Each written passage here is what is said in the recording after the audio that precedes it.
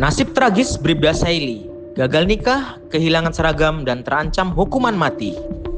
Bribda Saily, 20 tahun, polisi di Kalimantan Selatan, dipecat.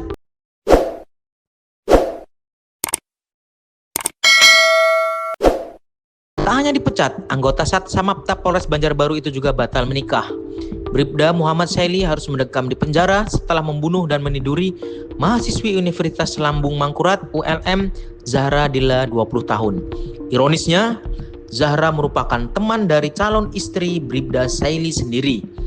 Tersangka sudah sidang pernikahan dengan calon istrinya, rencana menikah pada 26 Januari 2026. Sedangkan korban adalah teman calon istrinya, kata Kabid Humas Polda Kalsel, Kombes Adam Erwindi, Jumat 26 Desember 2025. Adam menjelaskan pelaku panik dan emosi setelah korban menyampaikan akan mengungkap perbuatan pelaku kepada calon istrinya.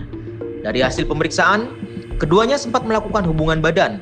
Saat itu korban menyampaikan niat memberitahu calon istri pelaku, sehingga pelaku merasa tertekan dan panik sampai nekat mencekik korban, katanya. Kronologi kejadian. Adam menjelaskan peristiwa bermula saat pelaku dan korban bertemu Selasa 23 Desember 2025 pukul 8 waktu Indonesia Tengah di perempatan Mali-Mali Banjar.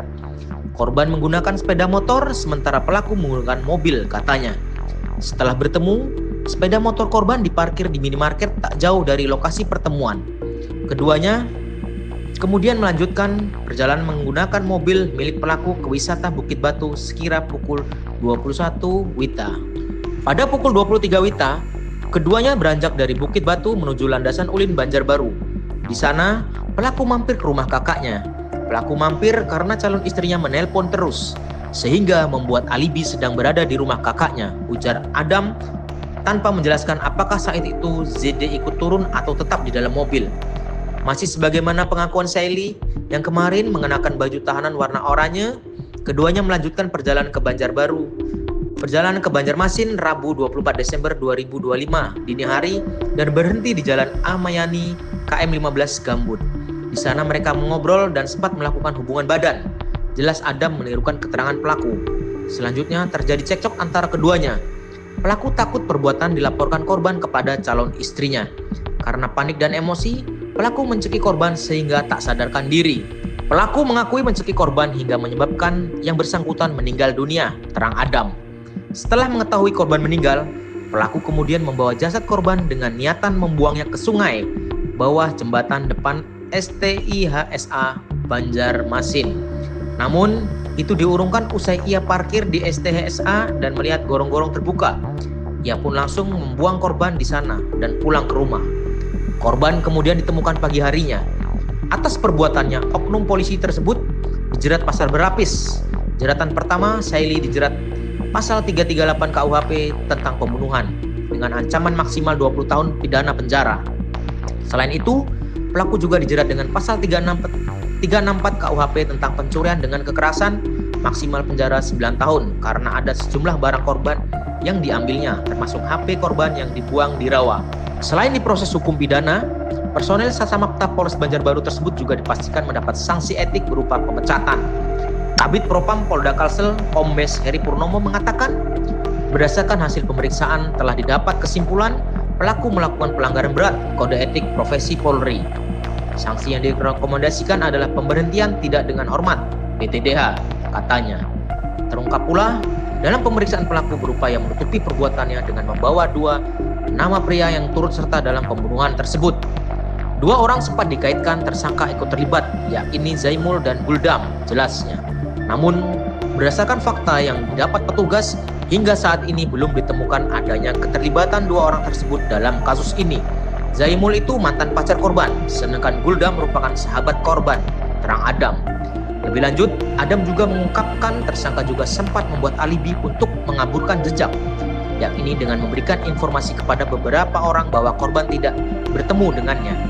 Informasi tersebut disampaikan pelaku menggunakan akun sosial media korban, seolah disampaikan langsung oleh korban, ungkap Adam. Terancam di DO. Tak hanya bakal dipecat dari dinas di kepolisian, Bribda M. Saily juga terancam dikeluarkan dari tempatnya menempuh perkuliahan alias DO, drop out. Dekan Fakultas Hukum Universitas Islam Kalimantan, Uniska, MAB, Afif Khalid menegaskan pihak kampus tidak akan menoleransi apabila mahasiswanya terbukti terlibat tindak pidana berat. Saili merupakan mahasiswa dari Fakultas Hukum Uniska. Jika status hukum pelaku telah ditetapkan sebagai tersangka, sanksi tegas hingga pemberhentian sebagai mahasiswa berpotensi dijatuhkan sesuai hasil keputusan Komisi Etik Kampus. Kalau memang secara hukum sudah ditetapkan sebagai tersangka, tentu ada konsekuensi akademik. Salah satunya bisa berujung pada dikeluarkan dari kampus. Namun, proses itu akan kami serahkan terlebih dahulu kepada Komisi Etik Uniska untuk diputuskan sesuai mekanisme yang berlaku, tegas Afif, Jumat 26 Desember 2025. Dia juga menegaskan bahwa kampus menghormati dan mendukung sepenuhnya proses hukum yang tengah berjalan terkait dugaan tindakan pidana pembunuhan yang melibatkan salah satu mahasiswa hukum Uniska. Uniska tidak mentoleransi segala bentuk tindak kekerasan maupun pelanggaran hukum, terlebih yang menghilangkan nyawa seseorang, ujarnya. Fakta baru Bribda Saili borgol tangan korban sebelum bunuh selingkuhan. Sidang Komisi Kode Etik Polri, KEP, kasus dugaan pembunuhan mahasiswi Universitas Lambung Mangkurat, ULM, yang melibatkan oknum polisi anggota Podla Kalsel berlangsung di Mapolres Banjarbaru, Senin, 29 Desember 2025. Pelaku sendiri diketahui bernama Bribda Muhammad Saili, jabatan Banit 24 Dalmas Sat Samapta Polres Banjarbaru, lulusan tahun 2023 akhir angkatan Leting 50. Pada sidang etik yang dipimpin AKBP Budi Santoso itu, diawali pembacaan dakwaan oleh penuntut, Ibtu Henry bersama satu pendamping penuntut, Bribtu M. Yuda.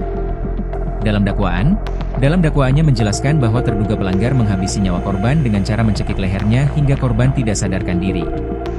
Pelaku melakukan aksinya di dalam mobil di kawasan Gambut, Kabupaten Banjar pada dini hari. Setelah itu, membawanya ke arah Banjarmasin dan membuangnya ke saluran air di depan kampus Ti Sultan Adam. Selain membunuh korban, Bribda Saili juga disebut mengambil perhiasan dan handphone milik korban. Bahkan, pelanggar juga disebut menggunakan handphone korban untuk mengirim pesan di grup WhatsApp yang terdapat teman-teman korban. Hal itu dilakukannya agar seolah-olah korban masih hidup. Pelanggar mencekik korban dalam mobil, dan mengambil perhiasan milik korban dan handphone. Kemudian melakukan chat grup WhatsApp seolah-olah korban masih hidup dan kemudian membuangnya, kata penuntut Ibtu Hendra di persidangan. Pada sidang lanjutan, di hari yang sama, 4 orang saksi dihadirkan mulai dari penyidik Polresta Banjarmasin yang menangani kasus ini hingga teman satu leting pelaku. Masih di hari sama, penuntut juga langsung membacakan tuntutannya dengan menyatakan perbuatan terduga pelanggar telah memenuhi unsur